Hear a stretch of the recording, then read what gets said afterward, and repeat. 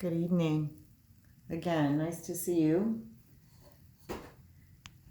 It's the 2nd of January.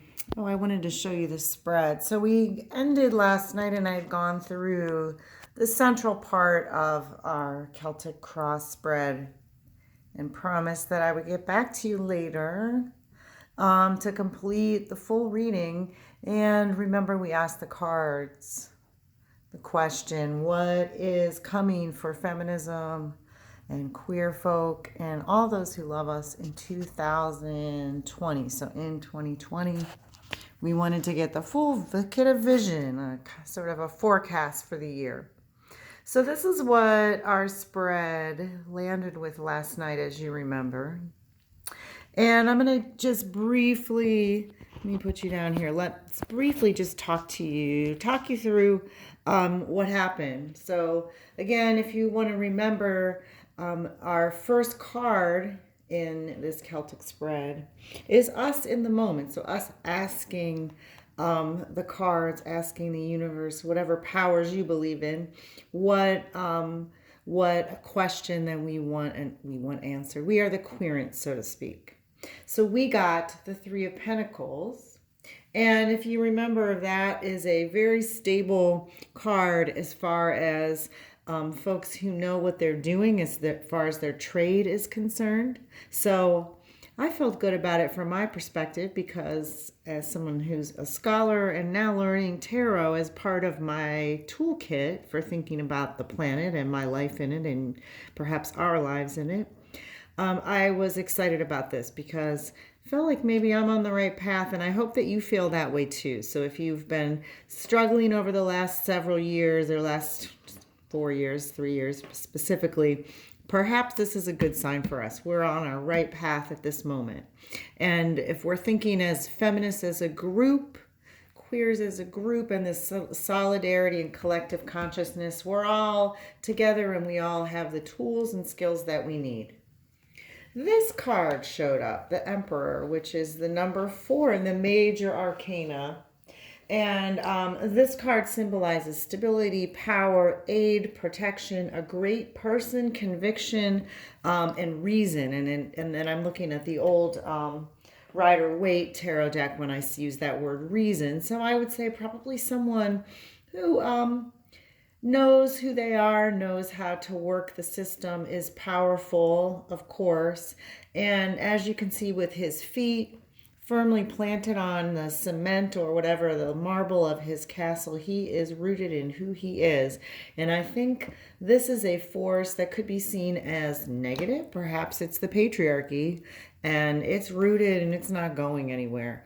Or I'd like to look at it this way, and that is, it is somebody strong, powerful, and perhaps someone political, perhaps an activist or another figure, someone like a Nancy Pelosi, not to get partisan here, but someone who is clearly standing their ground right now. And that, I hope, is that whomever that person is making a huge difference for those of us on the ground doing the hard work. So I want to be a little quicker here at the moment so we can get through the full reading tonight. But the this number 3 card, the card in the 3 position, that is what represents our goals and our aims. And it's an interesting one, the 8 of Pentacles, actually reversed. I looked at a couple of different places to see if I could get a multiple or a variant reading on this card. And again, it is reversed. And I think when in doubt, always go back to our expert, go back to the canon, and that is going to be, for me, the Rider Tarot deck. So I wanted to just revisit that with you. The 8 of Pentacles in reversed means voided ambition, vanity, cupidity, exaction, and usury.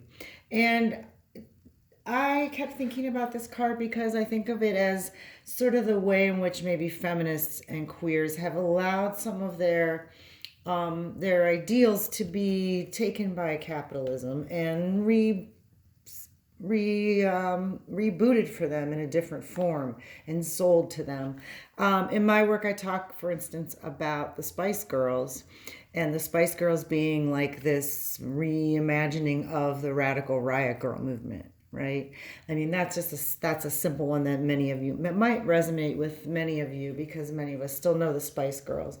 But thinking about it in this way, we know what we want. We have had this sort of thing hanging above us about how feminism and really activism overall is something that you can wear on a t-shirt, right? We know now that that's not true. We're not interested in that. We are fully grounded in who we are, and that shows us in the next card, card number 4, which is what is beneath us. And you can look at this man in the card, and it appears to be a man. It's a very gender neutral figure, actually. And he is fighting with one staff above these other 7 below him. We can't see if these are people. We can't see if this is a field that he needs to push through. We're not really sure, but there is some kind of large adversary in front of him, and he stands his ground. And so we have done the work, and we have stood our ground. And for that work, we get to this card, the Ace of Cups. And the Ace of Cups is, I think, a really beautiful card, this version in particular. And it says something about an abundance and an overflowing of goodness and wealth and well-being, reproduction. This notion of sexuality comes through. Again, this image of perhaps a dove bringing the host to be consecrated here. So it is a beginning that is full of, how should we say, not wealth per se, but really the sense of joy and purpose, and a sense of expectation comes from this card. So it's an optimistic card. So all this together so far appears to be very optimistic, and I'm very excited about it. And then we come to number 6. And that's in the near future, right? So near future, again, as I said yesterday, broadest implication. Could be next week. Near future could be 100 years from now. We're not sure. But the Tower, let me read you number 16 in the major arcana. Misery, distress, ruin, indigence, adversity, calamity, disgrace, and deception. So what's next for us is this. And this isn't surprising, again. And sadly, it's not surprising because of the image that it so resonates with us today. Americans particularly with 9/11. But it is, things will have to change, and it's not going to be an easy change. So we have all the tools. We are at the place where we have joy and we feel and celebrate our reproductive powers or our creative powers, whatever it is we bring to the table as feminist activists, friends of those, whomever we are. We're all ready to go to get to this. Right, which is a difficult piece to face if we're going to imagine a better world. Lots have to change. All right, so let's complete the reading tonight with this card, which is card number 7, and this says you. So you meaning us, all of us who are interested in what's next for feminists and for queers and for people who are really humanists for that matter. And it says, if I look at the Pomo Tarot, which I sometimes just love to do, again, Brian Williams, not the anchor, but the scholar, he says, number 7 casts the light on you as you ask your question. Here are the deepest instinctual impulses and the balancing, juggling, and socializing forces. So this is us in the moment. And the Four of Pentacles is a card, if you look at it without knowing anything about it, it's about stability. It's about material wealth, or at least material comfort. This figure, he is actually sitting in front of what looks like Lower Manhattan, right? I mean, if you look closer, obviously not, but it is a city full of wealth and activity. And this figure is sitting on it with the number 4 pentacles, right? So thinking about him being grounded, pentacles being a very grounding suit, and to see him with sort of almost this smug grin as he holds the 1 pentacle at his heart. He is set and knows where he needs to be. So this alone is a very interesting card of here we are. Again, we know what we've got. We know where we've been. We've done a great evaluation of what needs to happen with women's rights, with gender rights, with queer rights. And we know what's coming. Again, we feel stable in what we know and where we are as we ask this question. So our next card, number 8. This is the scene. So the atmosphere in which we ask our question. What is going on right now? Maybe here in my studio, maybe in your house, maybe in my neighborhood, maybe in the country or the world, right? So it depends on how we're asking. I'm thinking right now about the US because it's been a political nightmare, right, for most of us. And so thinking about 2020 as really a time to envision something new. And I know we're going to be sick as hell of hearing envision a zillion times. I've already seen it on signs in my neighborhood, so I'll try not to do that. But the King of Wands is a very stable sign. And he is not only a stable sign, he is a visionary. So when you get a sense of that when you look closely at his face, as he looks over his staff, right? Not looking back, not necessarily looking directly forward, but almost forward and to the right. So what is next? What is coming? And then let's read about the King of Wands. So give me one moment. Wands again is about air. So it's the air element. There's something about the atmosphere. There's something, again, very interesting that the wands are about air, and this card is centered on our scene or our atmosphere in the moment, right? So the King of Wands, a dark, friendly man, countryman, generally married, honest and conscientious. So again, I don't know how I feel about the use of these words dark when it comes to an individual who's clearly light-skinned. And so I say these words. These are the words in this text. I'm going to work on my thoughts about those as we move forward and as we get on more episodes, because I like everything. The tarot is a text, right? It was written by people at a certain time. It's been practiced over millennia. And so we have to dig out the history of how things are worded. And to me, dark has negative connotations, but in a way that I think is not appropriate. So we'll say a gloomy individual, but also, again, grounded, stable, knows what's heading, knows what's coming. And if we think again about what they say here in our classic Rider Tarot deck, he's a friendly country kind of person. So I think of that as like, not the country people are not threatening. I don't want to say that. But he is someone who you could ask directions for, right? And if we think about the scene now, yes, this is someone you want in your scene, is a friendlier environment where you can ask for directions or ask for direction in a very metaphorical sense.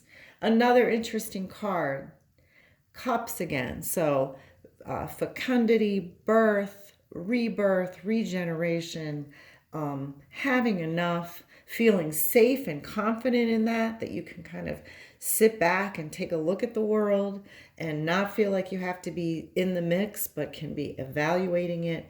This is the card in our 9th position. So great news for this card, which is inside. And that refers to our inner situation right now. So when I say our, I mean the collective in this question. What's next for us? What's next for feminist on the daily basis and on a broader political or activist sense. So let's see what we learn from our classic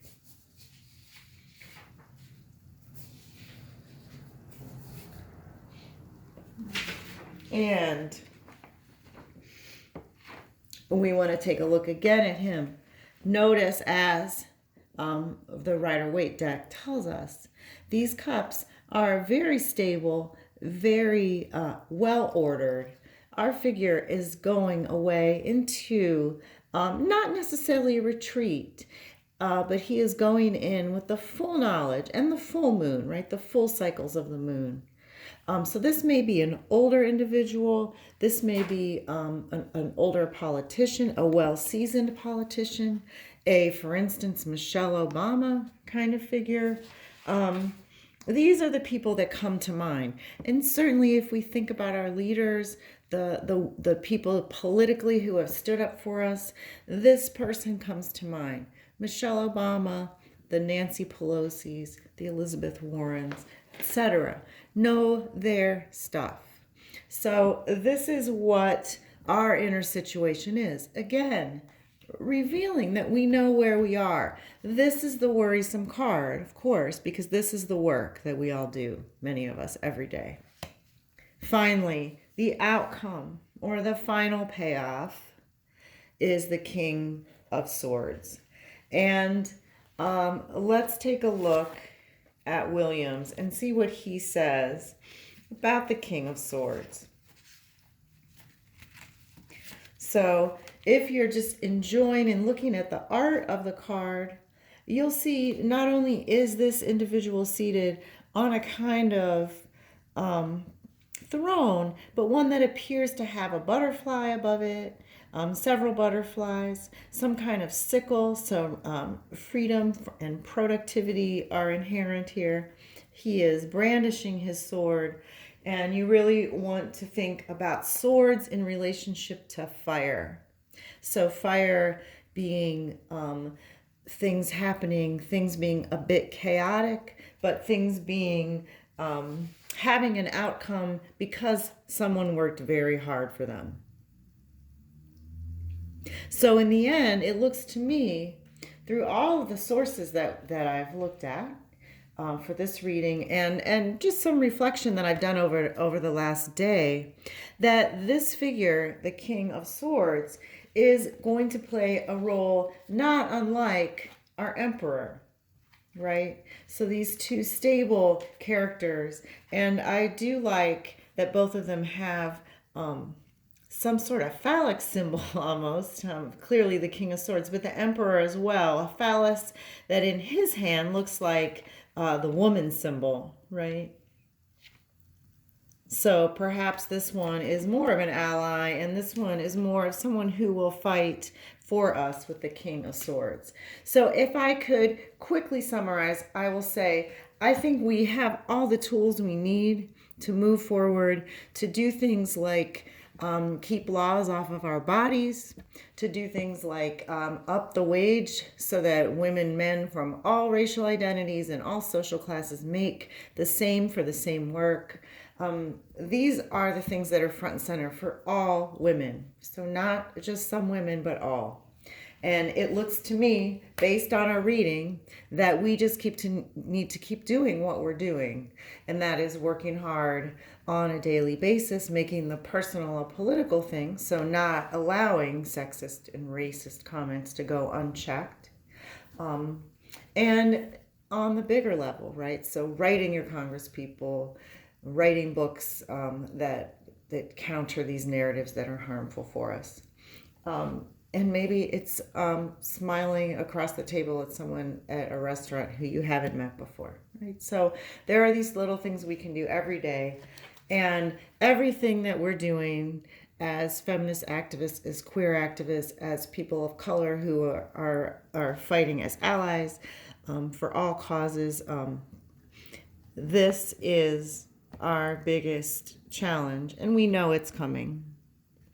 But again, when you're prepared, as we are now,